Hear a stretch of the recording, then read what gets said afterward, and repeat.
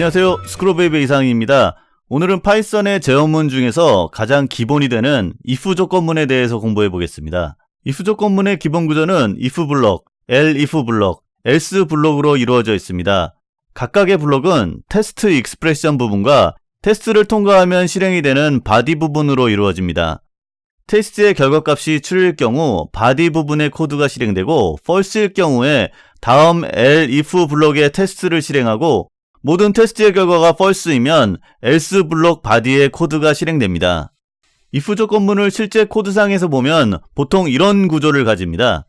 더 많은 조건을 추가하고 싶으시면 이렇게 elif 블록을 추가하시면 됩니다. 이번에는 if 조건문을 사용하여 a와 b 변수에 저장된 두 숫자를 비교해 보겠습니다. 두 숫자를 비교했을 때 경우의 수는 세 가지가 나옵니다. 첫 번째, a가 b보다 크다. 두 번째, a와 b는 같다. 세 번째, a가 b보다 작다.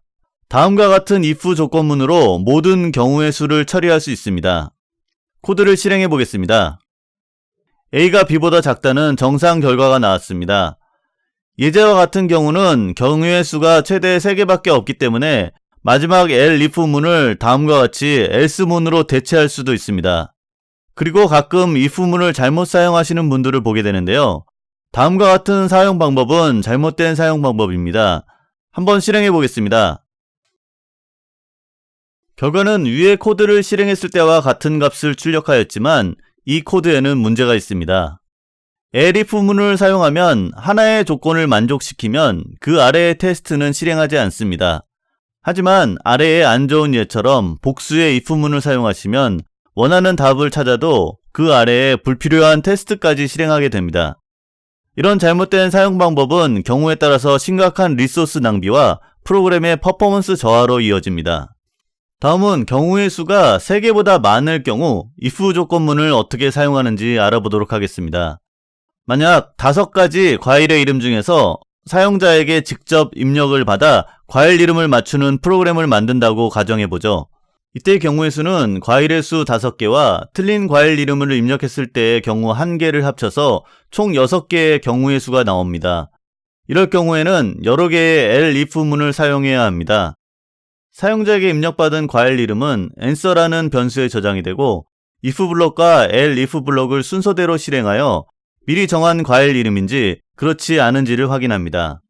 if 블록과 모든 elif 블록의 결과가 false이면 else 블록을 실행하게 됩니다. 실행해 보도록 하겠습니다.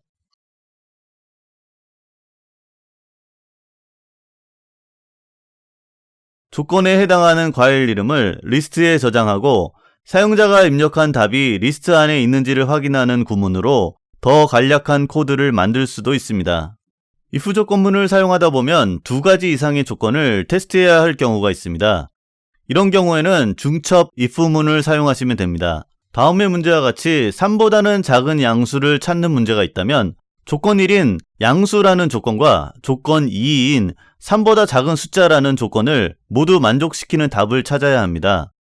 이런 문제를 해결하기 위해서는 다음과 같은 중첩 if 문을 만드시면 됩니다. 코드를 실행해 보겠습니다.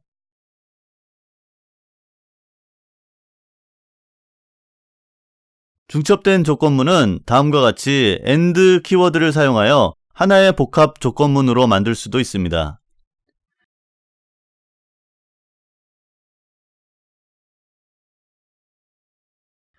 이번에는 OR 키워드를 사용하여 2개의 if문을 하나로 만드는 방법을 보여드리겠습니다. 이번 문제의 조건은 3보다 작거나 6보다 큰 수를 찾아야 합니다.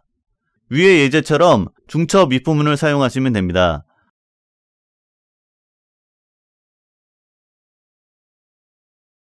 또 다른 방법은 새로운 변수를 정의하고 두 조건 중 하나를 만족시키면 새로 정의한 변수의 값을 true로 변경하는 방법입니다.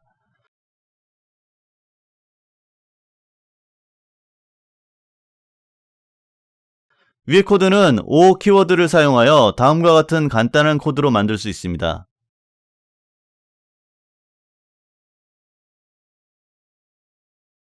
중첩 if문이 너무 많아지면 코드가 복잡해져 가독성이 떨어지므로 하나의 복합 조건문으로 줄이는 것이 좋습니다.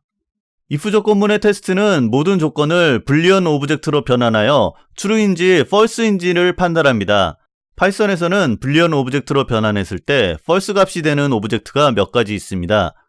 false 오브젝트를 포함하여 none 오브젝트, 인티저 0, 빈 문자열, 빈 리스트, 빈 튜플, 빈 딕셔너리는 불리언으로 변환하였을 때 false로 취급됩니다.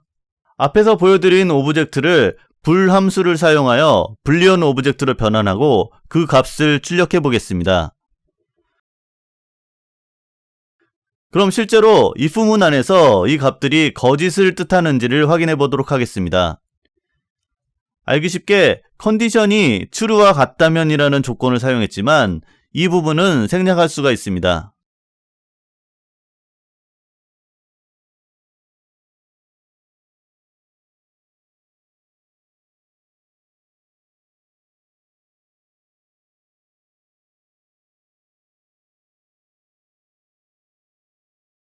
이것을 활용하여 어떤 값이 0이 아닐 경우의 조건은 다음과 같은 조건문으로 치환이 가능합니다.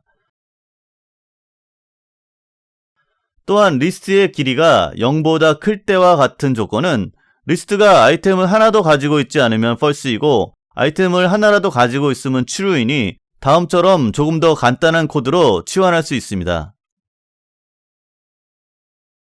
if 조건문의 사용은 어렵지는 않지만 잘못 사용하면 프로그램 전체 구조를 망치고 프로그램의 퍼포먼스를 저하할 수도 있으니 잘 익혀두시기 바랍니다.